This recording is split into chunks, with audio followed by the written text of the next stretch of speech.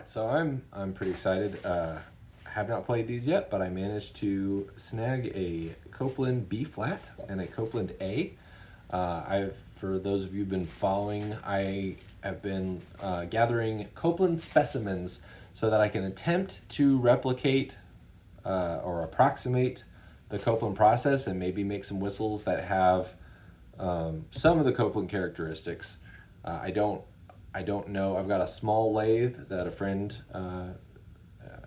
lent or gave to me to start off, and it's scary. And so I haven't done much with it yet. I've been gathering some materials.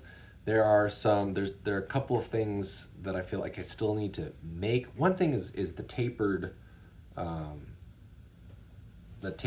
mandrels, and unfortunately, I think I need a larger lathe with a taper attachment in order to be able to make the thing that I'm envisioning. I have a tapered mandrel that is not quite right for a low D, but I realized I was going to end up using a lot of brass in experimentation trying to get this process to work if I was trying to make low Ds each time. And so at some point I shifted, and I thought, I'd really rather make something like an alto A. The problem is I don't have a reference alto A. So now I have a B flat and an A, and they're a little beat up. And so they were a pretty good price. I'm hoping that they end up being quirky in a good way. The dimensions look like maybe I can get really good. I can get some measurements off of them. I can still use them as a reference, I think. But I want to see how they play. So again, I'm still looking for a G and an F, possibly a low E flat, but mainly a G and an F, and those are the keys that I was really hoping to get. So I have a high D, I have these, and then I've got a low D right now, and eventually I'd like to be able to make all the keys, but again, it's a long-term project. So we'll start with the B flat. I heard Gray Larson. I was not originally interested in the B flat, and then I heard Gray Larson perform on one, and he has a 7-hole B flat, so it's got like an extended lower range, but sounded really nice, and I thought, okay, B flat maybe okay. So looking at it, this one has a shorter wall than some of the others that I've seen. Interesting, but we'll try it.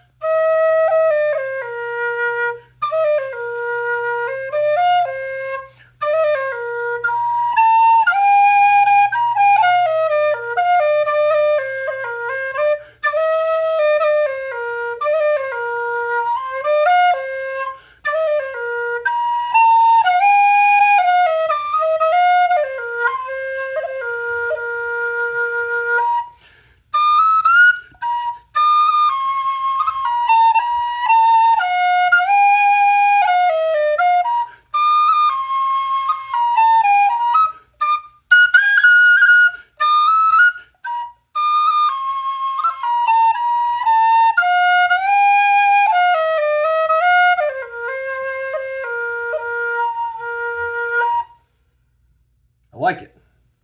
Good. Yeah, I feel like this one's, it's got that big.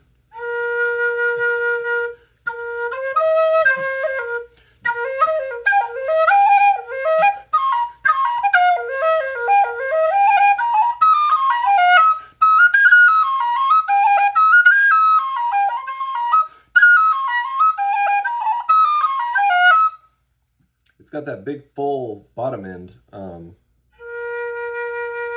but it doesn't feel, I don't feel any issues.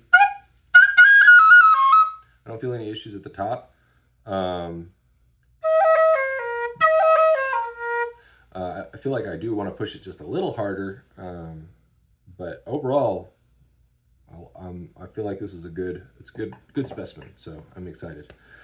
The A, I believe, said the seller said that it was a little chiffier than, it was powerful, but a little chiffier than some of the others. I do see it's got a dent in this top um, area, so maybe that's affecting how it's playing. Like the end of it is a little bit crunched.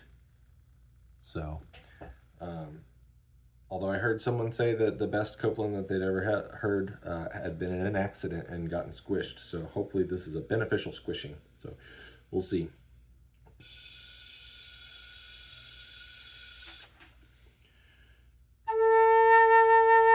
Ooh, I like that.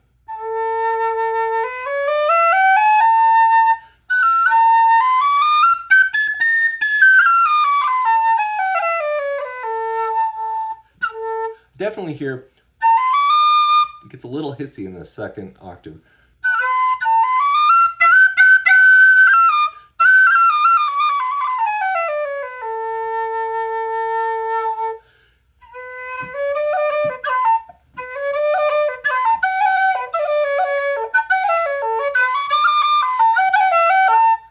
Definitely not as clean as the B flat.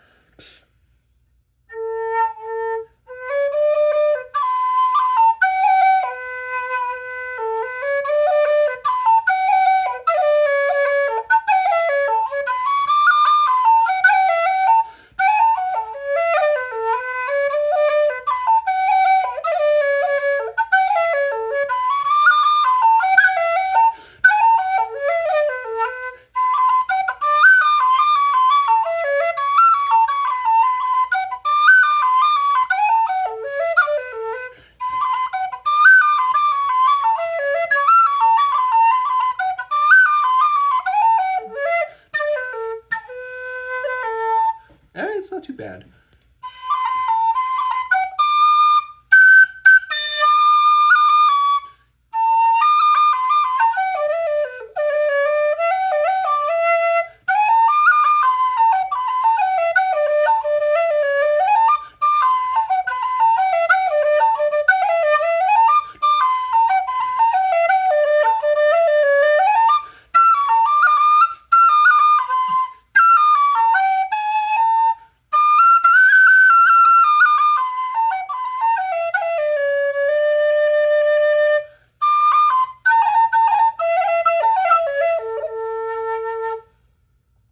Acceptable. I do feel like, again, I feel like the hissing. There's a little bit of hissing, and that may be because of the damage to the bit over the windway. I said someone knocked these around a bit, but again, the price was really good for Copelands, and again, I feel like this is great as a reference specimen, because I'm not going to be able to perfectly replicate, every fraction of a millimeter on these things. So I feel like if I can get the basic dimensions and the holes and the taper, see how